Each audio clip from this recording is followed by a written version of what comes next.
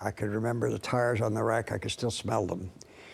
And I remember being in the shop, sitting on the counter. I think it was 19, and my parents being poor.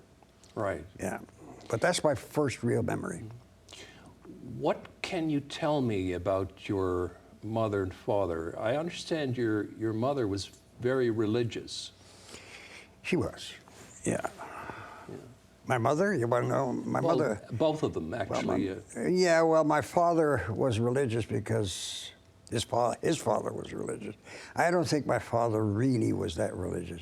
My mother was. Her father was the chief rabbi of Montreal. Oh. But my mother was a very difficult woman, very difficult. My father was a sweet guy. Mm-hmm. They were different. Yeah. So tell me about your home life. What was home life like for you and your younger brother Mordecai? Well, it was rigid. We had certain things that we were not supposed to do. I remember once asking my father, "Why is it that you keep telling me what we're not supposed to? Tell me what I'm supposed to.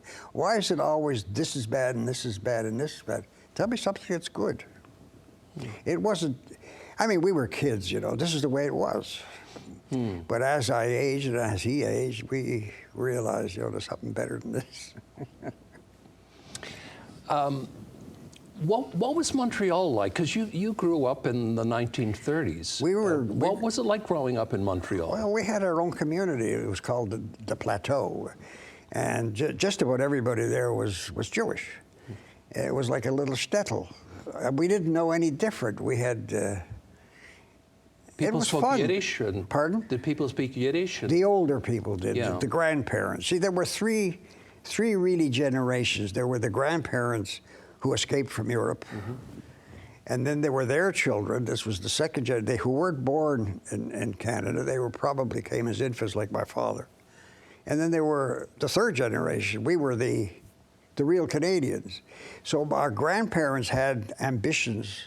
Our parents tried to realize the ambitions. And their children, our generation, did realize.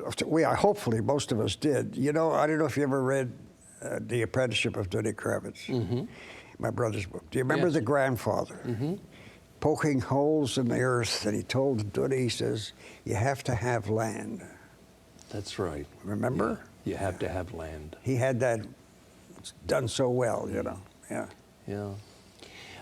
Now. But we had fun. I mean, you know, everybody was poor. Yeah. What did you do for entertainment?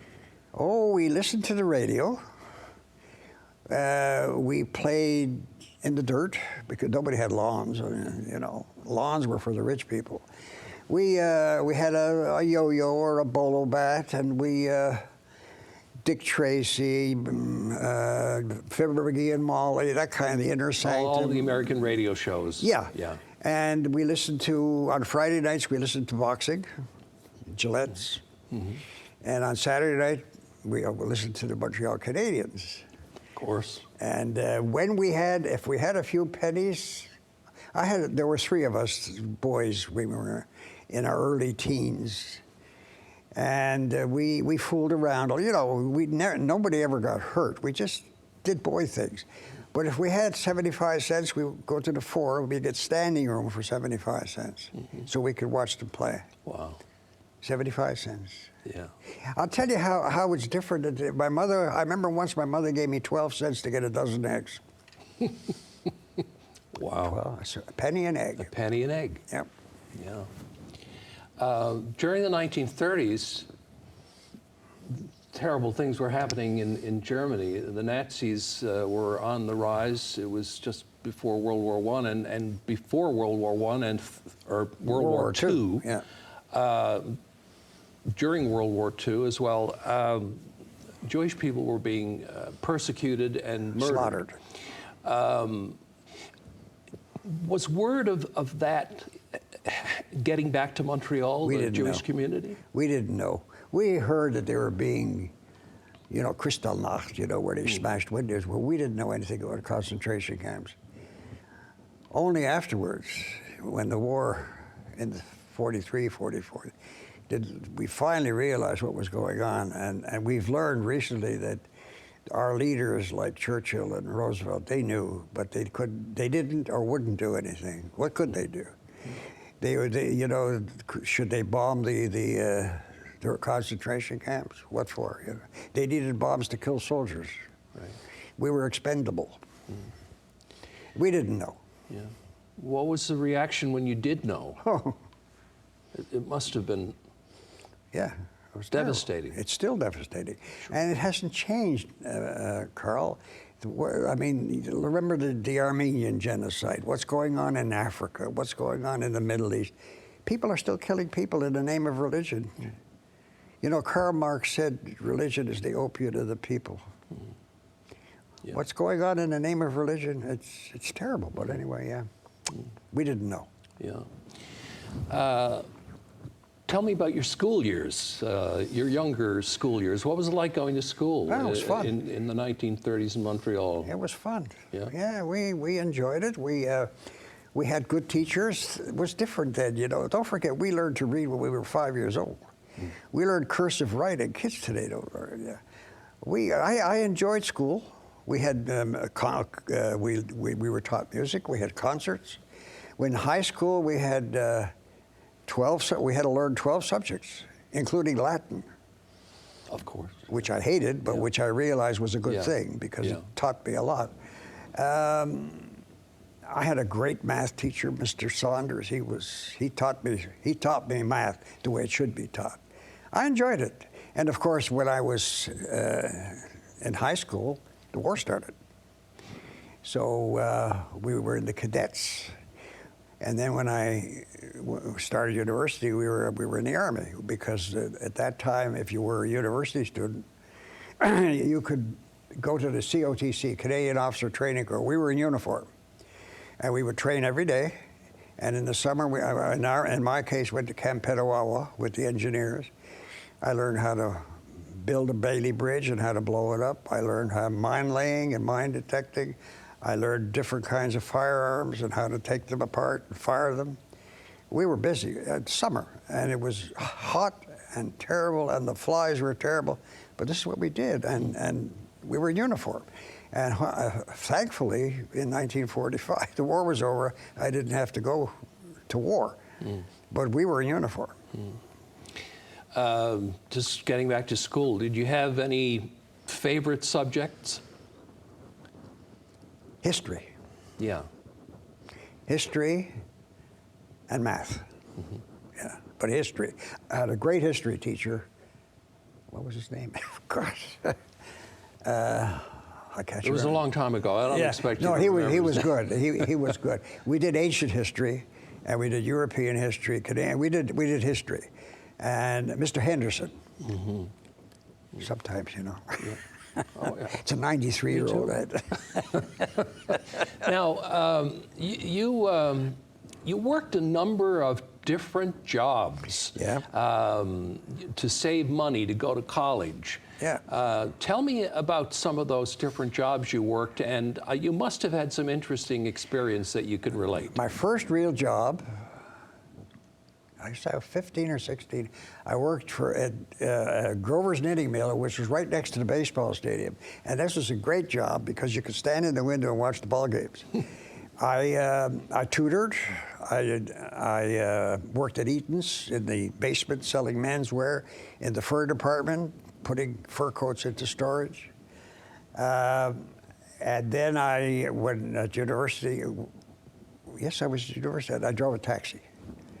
Midnight. I bet you met some interesting people driving a cab. Oh, yeah. Midnight to 4 a.m. Oh. It didn't last long because it interfered with my schoolwork. Yeah. But I had one experience which was very interesting. We used to go to the train station to pick up soldiers. And they wanted either a prostitute or gambling or both. And we had places where we took them and got tips. I mean, I made a lot of money. I made more money in one day than my father made in a week. I mean, I made, good money.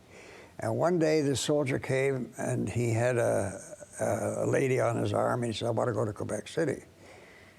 Geez, I got an exam tomorrow morning, to Quebec City. I want to, anyway, I didn't know what to do. I called my boss and she said, $200, go. So I did. I took him to Quebec. He gave me and he gave me a $100 tip. Wow. Oh, and I got home at about 4 a.m. and of course I couldn't go to school. Yeah. My mother was frantic. Where were you? I was working. Anyway. Did you tell her you'd gone to Quebec City? I went to Quebec and back. Okay. And there were no superhighways then. This was a long trip, and it was winter. Yeah. Anyway, yeah, that's one of my experiences. And I worked. I taught, I tutored, and I was a mentor in a summer camp. Yeah, things, I did something that I had to make money. Sure. My father didn't have any money. So your dream was to study medicine, but it didn't work out. Tell me why. Well, because at that time, McGill University, as many other universities, had a quota for Jewish students. They only accepted 6 students, and I didn't make it. And I didn't know anything about it. I was, what do you mean? They would only accept six Jewish students in a class of 100. My God. Oh yeah, that's the way it was. I mean, second-class citizens. So I just went to second best. So I went to the University of Montreal, which is a Catholic Jesuit university. There was no problem there. I didn't realize it later. I could have done medicine there, but anyway, so I studied optometry, which was my second. See, I wanted to be an eye surgeon. Anyway, I did optometry, and I did very well. And I ended up better than an MD. I did a PhD in medicine here at Munn afterwards. So. Yes, I know. Yeah. I called you a lifelong learner at the beginning of the show. Yeah. And you absolutely are. I wasn't surprised when you said that you loved school. School, I did. Yeah. I still, I miss it. Yeah. Yeah. So you set up a practice, an optometry practice in Montreal. Yeah. But that didn't go all that smoothly. No, I starved because I was in the wrong area. I was invited to set up a satellite practice in Labrador City. Right. From IOC. They needed somebody to do their safety. And that was really good. So I would fly up to Lab City for a week every month. And that's how I got a license to practice in Newfoundland. And then in 1967, Expo year, things didn't go well for me at home in my home life, and I decided to make a change. And I had an opportunity to buy a practice in St. John's, so I moved here. What was the attraction? I mean, apart from the fact that you wanted to move out of Montreal, was well, I liked it. Well, in Lab City, I met a lot of Newfoundlanders, and I think they're kind of nice people, Yeah. The attraction, I wanted to change, and I ended up here. And of course, my first reaction was, "Oh my God," Now, your first office was on Water Street, on Water Street. Yeah. You know where Edwards Drugs was? Upstairs of Edwards Drugs. Okay. Yeah. And then I'm next door to Edwards Drugs. Yeah. Yeah. So talk about the adjustment you had to make, because the Newfoundland culture, especially back then, I would say was in total contrast to anything that you were used to, wasn't it? Completely untrue. Yeah. The Newfoundlanders and the French Canadians, the country French Canadians, are identical. They love smoking, they love beer, and they love to dance and have parties on the weekend. They're friendly. The French Canadians are friendly. The Newfoundlanders are friendly. They go out of their way to help you. No difference. I was amazed. No different. I had several experiences here that I would never have had. I came here in '67 and October 1st, and I needed a car. And I went to Terranova Motors, remember, behind the old hotel. I looked at a car. It was a nice car, and Sid Butler was the general manager then. He says, "You like that car?" I said, "Yeah, here's the keys." I said, "I don't have a bank account here." Take the car. When you have a bank account, you can come back and pay me. I couldn't get over it. He gave me the car. Wouldn't happen in Montreal. No, I don't think so. So after being here for 52 years, and you're a Newfoundlander now for sure. You must have developed some fairly strong feelings for this place. Yeah. I mean, you didn't move away. You stayed. No, this is where I'm going to die. Yeah. So just talk about, how you feel generally about. Oh, I love it here. I mean, it's a small community, but people are nice. I know literally thousands of people. If I go to the mall, or I was at Costco yesterday, I don't know how many people come over to me and talk to me. I don't know who they are, but they know me because they were patients, I suppose. I recognize their faces, but Well, the other thing too is you didn't confine your practice to St. John's, because I know people in Gander that I was all over. When I said I was going to interview you, they said, "Oh, Dr. Richler, he came here for years." Gander, yeah. I mean, the Burren Peninsula. I had an office in Marystown. Yeah. I was all over, all over. I did a lot of traveling, all the way up the coast, as far west as Gander, Musgrave Harbor, all the way out to Greats Cove, everywhere. Carbonear, Bay Robbers. Did you ever go back to Labrador, or? No, in 1969, I think, I realized I just can't do it. I was too busy. I just couldn't do it all, so I gave up Labrador. Yeah, yeah. But I liked it there because the beauty. Have you ever been to Labrador? I have. I've been fortunate. I've been through all of Labrador, actually, the west, the Aurora Borealis, the coast, the Aurora Borealis in the winter, and it was beautiful. Yeah. The flies were terrible, but yes, you don't want to be there in the summertime. No. At least not in Goose Bay. I've had experience with that. Yeah. In 1973, you had an interesting experience. You confronted Leonid Brezhnev, that's right. the leader of the former Soviet Union. That's right, General Secretary of, Yeah, tell me about that confrontation with Well, what Brezhnev. happened was that we learned, tangentially, he had been in Cuba and he was flying back to Soviet Union, but he had to stop in Gander for refueling. So we heard that he was going to be in Gander. I said, gee, boy, at that time there were 11 dissidents from Leningrad. There were 11 Jews who were in prison because they wanted to escape. They were called the Leningrad 11. And there was also Solzhenitsyn, who was trying to leave. So I got 10 of us together in a hurry, and we made placards. One of my friends could speak Russian. He told us how to write in Russian, "Let my people go," And we decided we're going to go to Gander and set up a table with a petition and get people to sign, and never dreaming that this would work. But anyway, and I somehow the word got out, and I got a call from the Soviet ambassador's office. Don't go. You're going to have trouble. I didn't listen. And then we went, and the RCMP called me and said, "I understand that you're going to do this." I said, "We can help." They met us at the airport, and they helped us set up tables. We had the petition. We got close to 1,000 signatures. We're marching up and down, hoping that Brezhnev would get this petition. And Don Jameson was the Minister of Fisheries, okay?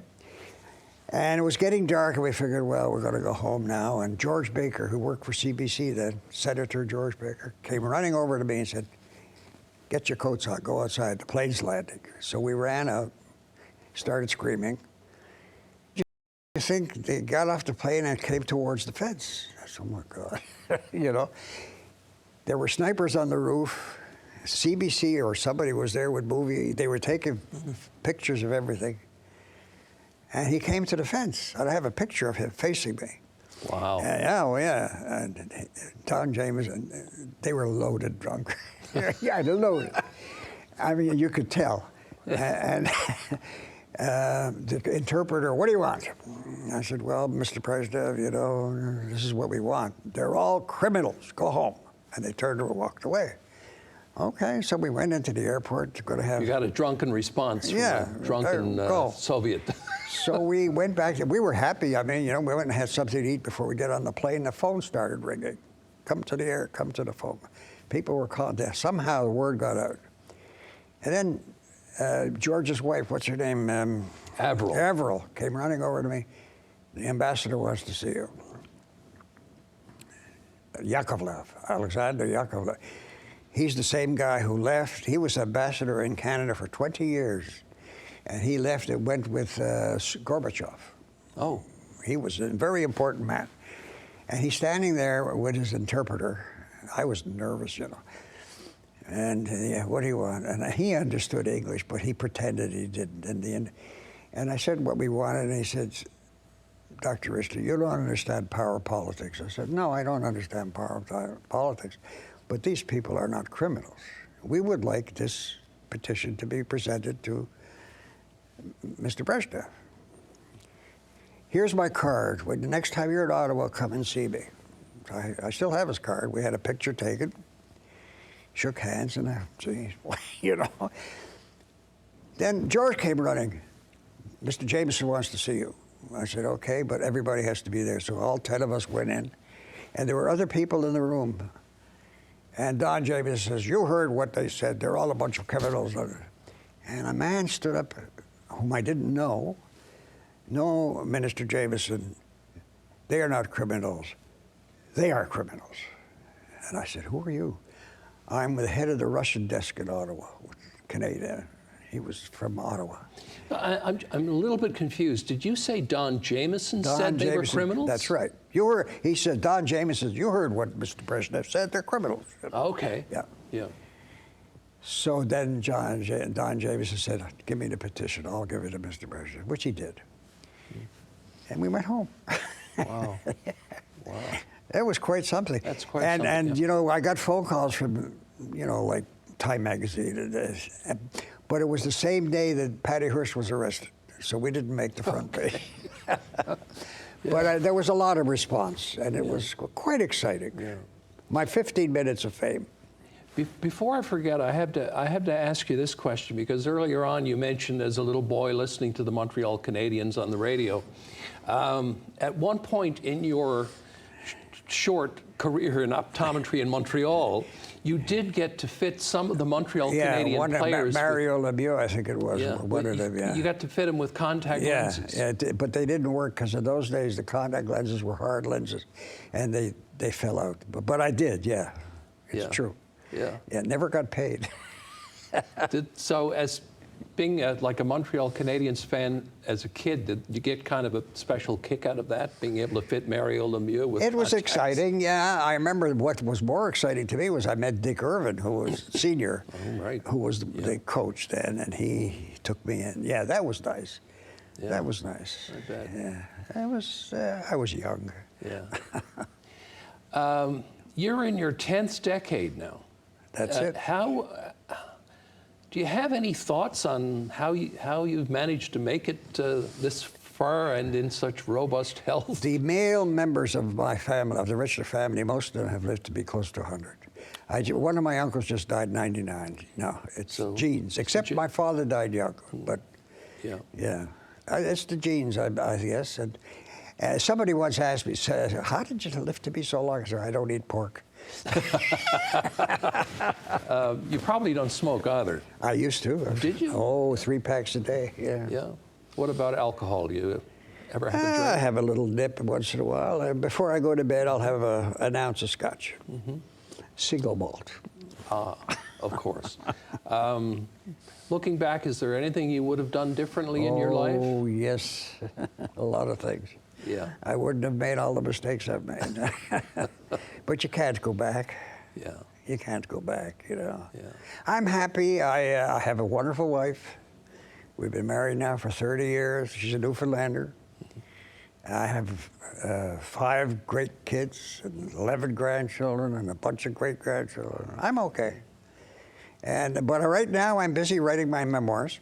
Oh, that's going to be And I interesting. have a novel that has been started, so we have to continue the Richler tradition of writing. There you right? go. Yeah. Yeah. I've written, well, I have written scientific stuff, you know. Well, it's been a pleasure having this chat with you today. I know we could keep talking, but unfortunately we've only got Thank you, Carl, half an for hour. asking me. And You're welcome. See you again soon. Keep well. I will. I'll try. Okay. And that is this edition of Karl Wells Point to Point. Thank you for watching.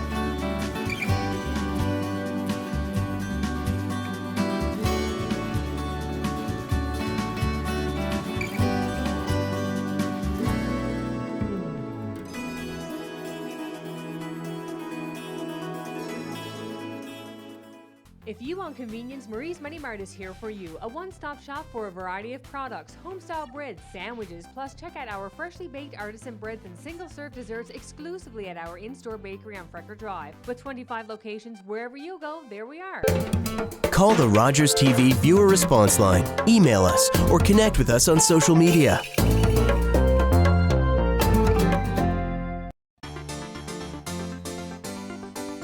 Welcome aboard. Dr. Dolittle. You can talk to animals. Yes, we just belong together. What kind of polar bear works on their tan?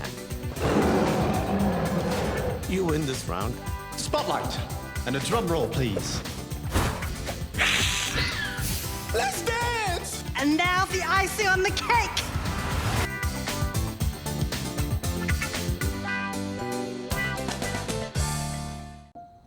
Sometimes, for a wish to come true, it takes a kingdom, because together is stronger